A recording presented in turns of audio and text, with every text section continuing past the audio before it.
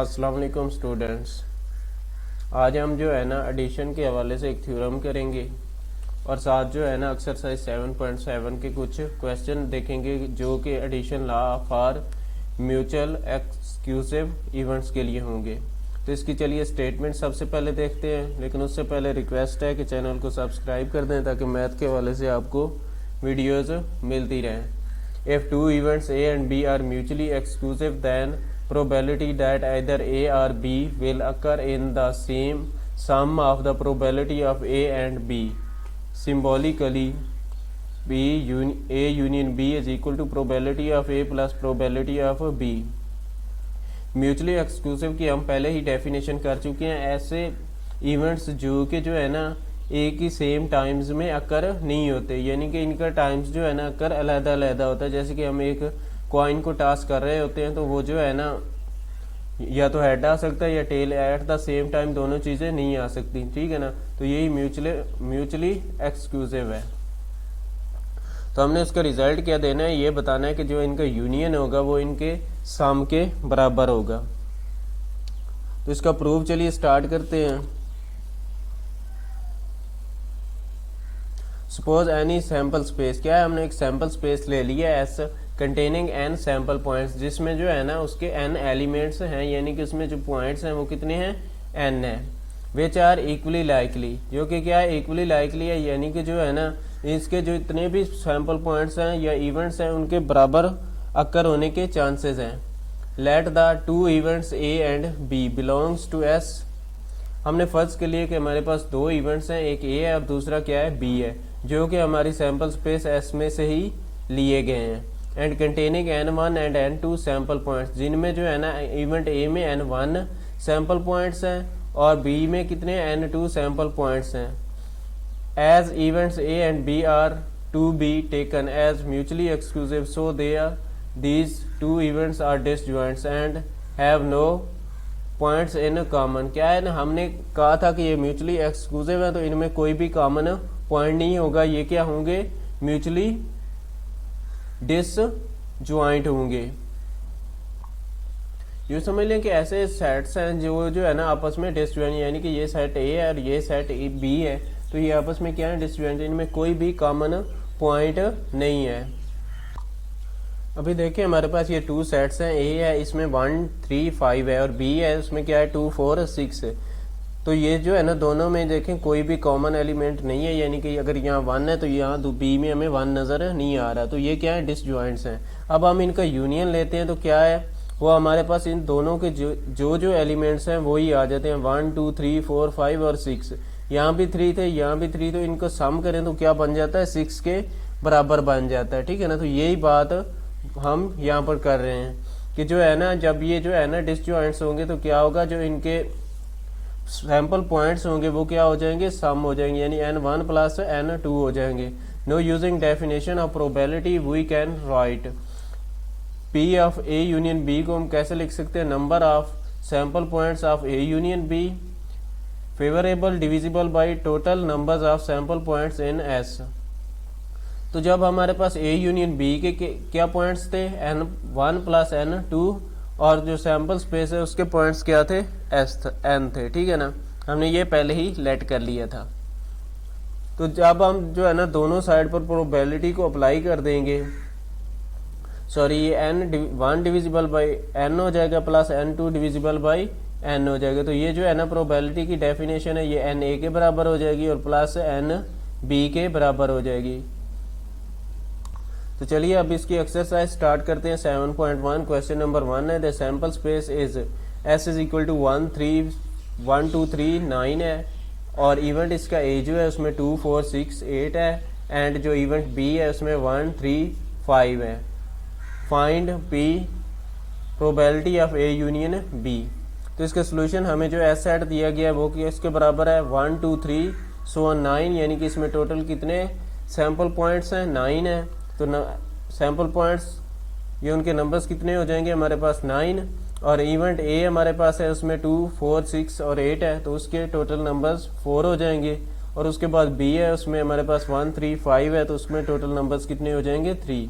तो हमें पता है प्रोबेबिलिटी ऑफ ए हमारे पास क्या आ जाएगी, N A divisible by N S. N A हमारे पास किसके बराबर है 4 के और एन एस हमारे पास 9 के, तो इनकी वैल्यूज पुट करेंगे तो 4/9 आ जाएगा। उसके बाद प्रोबेबिलिटी ऑफ बी है तो वो n B divisible by N S आ जाएगा, जो कि एन बी हमारे पास 3 के बराबर है और एन एस हमारे पास 9 के, तो 3/9 आ जाएगा। उसके बाद इनका यूनियन लेंगे तो probability of A plus probability of B हमारे पास किसके बराबर आ जाएगा 4 divisible by 9 plus 3 divisible by 9, तो इन्हें सम करेंगे तो हमारे पास 7 डिविजिबल बाई 9 आ जाएगा।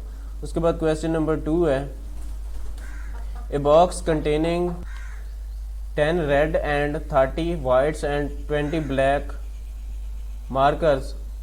A marker is drawn at random. Find the probability that it is either red or white. क्या है जो है ना हमारे पास कुछ मार्कर्स हैं जिनमें से 10 रेड हैं, 30 जो है ना वाइट्स हैं और 20 ब्लैक हैं। हमने क्या करना है, उनमें से एक को ड्रा करना है।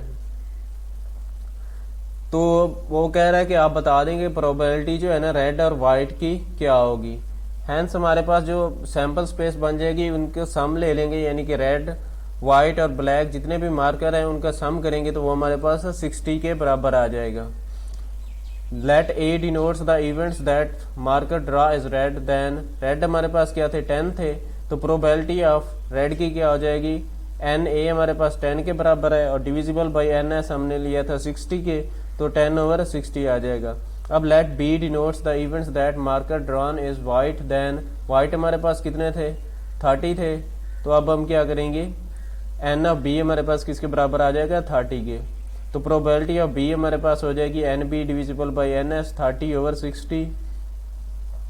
Sense A intersection B is equal to 5, यानी कि इनमें जो है ना अब देखें तो रेड और वाइट कभी सेम नहीं हो सकते, तो क्या ये डिसजॉइंट्स इवेंट्स हैं, इसलिए जो है ना इनको हम इनका ए यूनियन बी के लिए जो फार्मूला यूज करेंगे वो probability of A plus probability of B होगा, यानी कि 10 डिविजिबल बाई 60 रेड के लिए और वाइट के लिए 30 डिविजिबल बाई 60, इनको सम करेंगे 40 डिविजिबल बाई 60, 0 से 0 को कैंसिल कर देंगे, 4/60 2 पर डिवाइड करेंगे तो 2/3 आ जाएगा। उसके बाद क्वेश्चन नंबर 6 है 3, 4, वो हम जो है ना करेंगे जब नॉन म्यूचुअली एक्सक्लूसिव हो गए।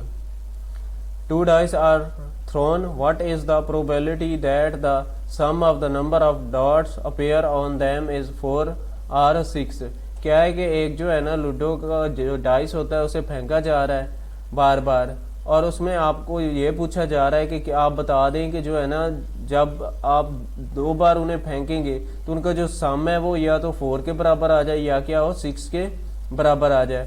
तो अब जो है ना हम इसकी सैंपल स्पेस सबसे पहले ले लेते हैं, तो या तो 2 times 1 1 आ जाएगा, 1 2 आ सकता है, 1 3 1 4 आ सकता है, 1 5 1 6, इस तरह से 2 1 2 2 2 3 2 4 2 5 2 6 3 1 3 2 3 3 3 4 3 5 3 6 3 4 1 4 2 4 3 4 4 4 5 4 6, इसी तरह से चलते जाएंगे तो हमारे पास एंड तक 6 6 आ जाएगा।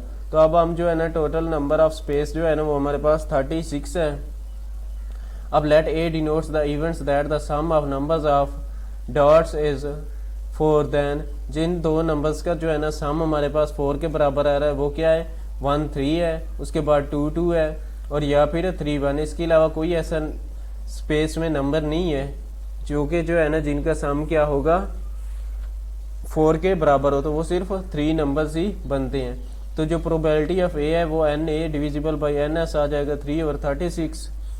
Late B denotes the events that the sum of the number of dots is 6, then B है 1 5 2 4 3 3 4 2 5 1, यही नंबर्स है जिनका सम क्या आता है 6 के बराबर आता है। इसके अलावा कोई ऐसा नंबर नहीं है जिसका सम करें और वो हमारे पास 6 के बराबर आ जाए। तो ये कितने नंबर्स हैं हमारे पास 5 है, तो प्रोबेबिलिटी ऑफ बी हमारे पास क्या आ जाएगा 5/36। सेंस ए इंटरसेक्शन बी, अब देखें तो 4 और 6 कभी आपस में बराबर नहीं हो सकते, तो ये क्या है डिसजॉइंट सेट हो गए, डिसजॉइंट इवेंट्स हो गए। तो अब जो है ना इनका जो है ना probability of A union B हमारे पास किसके बराबर आ जाएगा probability of A plus probability of B is equal to probability 3/36 plus 5/36। 8 over 36, अब इसे जो है ना 4 पर डिवाइड कर देंगे तो हमारे पास 2/9 आ जाएगा।